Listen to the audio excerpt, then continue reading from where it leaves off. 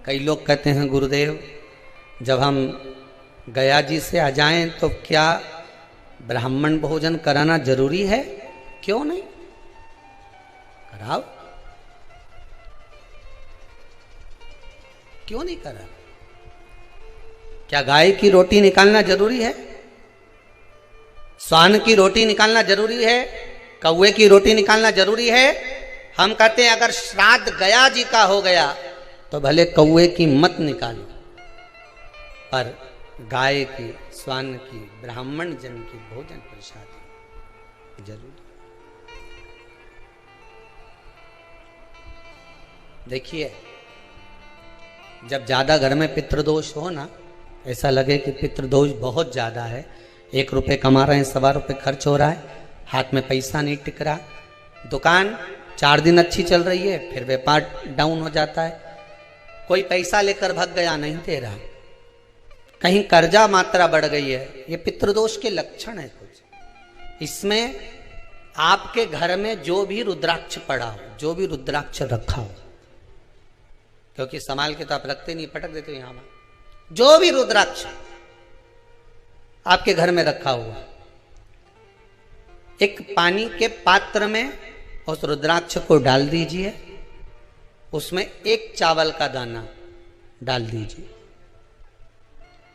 महाराज, परिंदा जहां होता है, मटका, हंडा या रसोई घर में आपका जो पानी भरने का स्थान होता है, जिसको आरो वारो क्या क्या लगा के रखते हो, उसी के कहीं पास में उस कलश को रख दीजिए, ऊपर से उसको ढक दीजिए।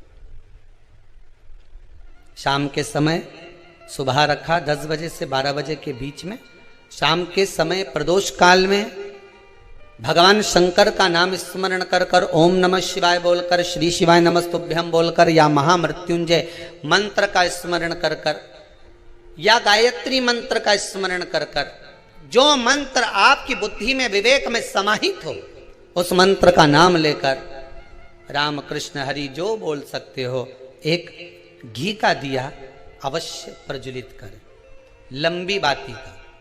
कौन सी बत्ती का? फूल बत्ती का नहीं, गोल बत्ती का नहीं, लंबी बत्ती का। बत्ती का मुख दक्षिण की ओर, कहां पर होना चाहिए? दक्षिण की ओर, ना पूरब, ना पश्चिम, ना उत्तर। बत्ती का मुख कहां हो? दक्षिण की ओर।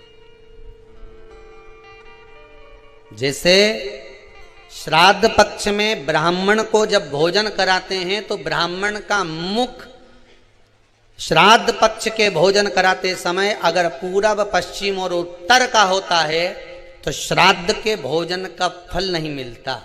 उसका मुख दक्षिण का होता है तो हमारे घर के जितने भी पितर उस तिथि में गए होते हैं सबको उसका भाग मिल जाता है और पितृदोष समाप्त हो जाता है। इसलिए ब्राह्मण का मुख श्राद्ध पक्ष में भोजन कराते समय दक्षिण का होना चाहिए।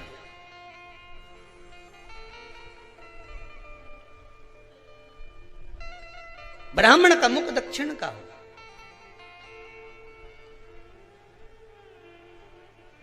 यहां तक शास्त्र कहता है, महाराज अगर गौ माता को श्राद्ध पक्ष में अगर भोजन दे रहे हो तो गाय का मुख अगर दक्षिण का है, गाय का, आपका मुख भले उत्तर का हो, गाय का मुख दक्षिण का हो, आपका मुख भले पूरा पश्चिम कहीं का, गाय का मुख अगर दक्षिण में है, अगर आपने दक्षिण में गाय को खड़ी कर रखा है और दक्षिण में उसका मुख और आप भोजन दे रहे हो तो शास्त्र कहता है कि किसी पिंड की जरूरत नहीं पड़ती, गाय स्वतः कल्याण कर देती है, गौ माता स्वतः कल्याण कर, दक्षिण मुखी हो। तो दिए की जो बाती का मुख कहां होना चाहिए? दक्षिण का। और दक्षिण का मुख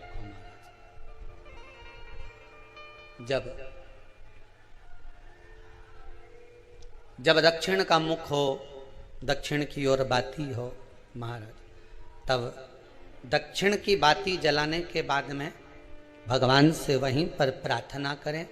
जो कलश रखा है उसके ऊपर जो प्लेट रखी है, ढाका गया है, वहां अपना सीधा हाथ रखें और अपने पूर्वजों का, अपने पितरों का स्मरण करें कि मेरे धन को लेकर कोई चले गया, मेरा व्यापार ऐसा चल रहा है, मेरा घर में बच्चों का विवाह नहीं हो रहा, या घर में इतनी अशांति है या तकलीफ है या कष्ट है, ये सब का स्मरण कर कर उस कलश को रात्रि भर रखे रहने दें। सुबह स्नान आदि करने के बाद फिर एक घी का दिया दक्षिण की ओर लगाकर सुबह 10 बजे से 12 बजे के बीच में उस जल को शिव जी को समर्पित कर कर आ जाएं और वो रुद्राक्ष लेकर वापिस आ जाए। महाराज वापिस आ जाइए, उस रुद्राक्ष को अपने घर में रख दीजिए। वर्ष भर वो रुद्राक्ष आपको कभी बीमारी से नहीं घिरने देगा, कभी किसी जगह खड्डे में नहीं जाने देगा, वो उन्नति की ओर ही बढ़ाएगा। भले कोई भी रुद्राक्ष हो, 1 मुखी से लेकर 14 मुखी, 20 मुखी, 18 मुखी, जो रुद्राक्ष आपके पास में, आप तो उसका स्मरण करिए।